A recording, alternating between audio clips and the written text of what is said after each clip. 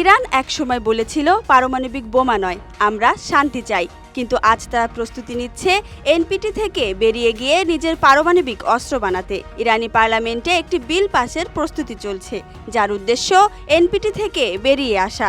যদিও ইরান এখনও গণবিধ্বংসী অস্ত্রের বিরুদ্ধে বলে জানিয়েছেন প্রেসিডেন্ট মাসুদ পেজেশকিয়ান।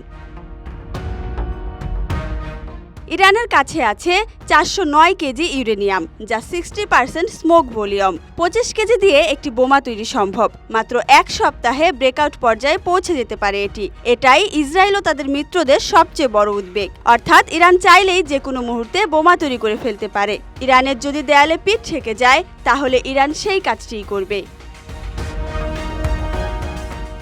সিরিয়া বিপর্যয়, অর্থনৈতিক দুর্বলতা, প্রক্সিদের দুর্বল হয়ে পড়া ইত্যাদি কারণে ইরান এতদিন সরাসরি যুদ্ধ এড়িয়ে গিয়েছিল। কিন্তু ইসরায়েলের সাম্প্রতিক আক্রমণে মধ্যপ্রাচ্যের রাইজিং লায়ন তাদের অবস্থান থেকে সরে এসেছে। ইরান এখন ইসরায়েলের আগ্রাসনের মুখে দ্রুততম সময়ের মধ্যে পারমাণবিক অস্ত্রের পরীক্ষা চালাতে চায়। এক্ষেত্রে তারা উত্তর কোরিয়া এবং পাকিস্তানের অভিজ্ঞতা থেকে সাহায্য পাবে বলে আশা করছে। অর্থাৎ ইরানের সংযম শেষ, সিদ্ধান্ত শক্ত। তার সামনে এখন ডিটারেন্ট তৈরি করতে পারমাণবিক বিকল্প খোলা। 2 দশক ধরে ইরান দাবি করে আসছিল তাদের পারমাণবিক কর্মসূচি পুরোপুরি শান্তিপূর্ণ।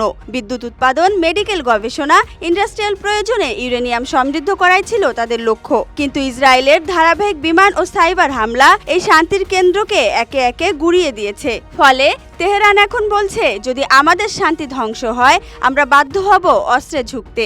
এখন আর এই কর্মসূচি শুধুমাত্র গবেষণার নয়, এখন এই কর্মসূচি রূপ নিচ্ছে জাতীয় অস্তিত্ব রক্ষার স্ট্র্যাটেজিক ডিটারেন্ট হিসেবে। ইরান যদি একবার পারমাণবিক অস্ত্র বানিয়ে ফেলে, তাহলে শুধু ইসরায়েল নয়, গোটা পশ্চিমা জগতের জন্যই সেটা হবে মোক্ষম জবাব। এতদিন যারা হুমকি দিয়ে গেছে, নিষেধাজ্ঞা দিয়ে পঙ্গু করেছে, তাদের মুখে তখন তালা পড়বে। তখন ইরান কারো শর্তে নয়, নিজের শর্তেই কথা বলবে। ওয়াশিংটনের হুমকিও তখন শুধু বাতাসে ভেসে যাওয়া শব্দ মাত্র। কেননা অস্ত্র থাকলে কথা বদলায়, অস্তিত্ব বদলায়।